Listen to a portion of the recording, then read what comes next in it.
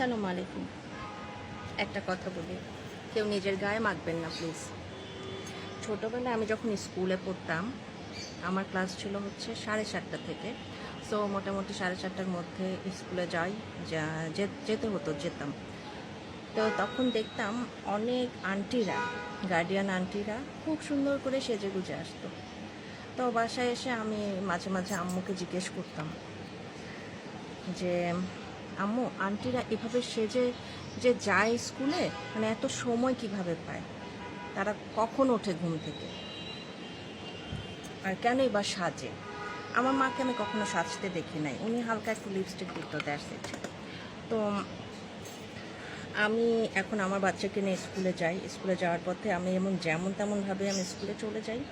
আজ একটু get up নিয়েছি, মেকআপ হালকা করেছি। তো এই কারণেই মনে পড়ছে বারবার যে এটা আপনাদের সাথে শেয়ার করি।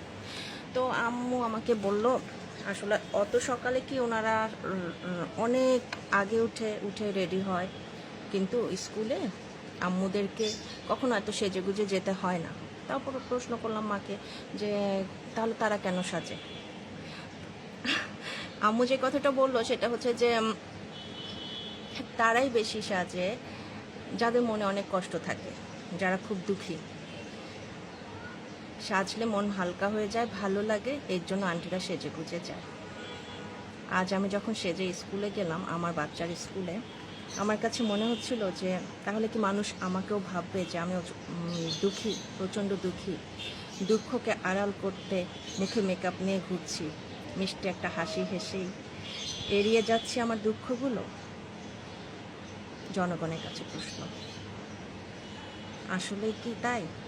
যেসব আন্টিরা স্কুলে বাচ্চাদেরকে ভোরবেলায় নামাতে যায়, তার আগে অনেক ভারী মেকআপ করে স্কুলে যান, আসলেই কি তাই?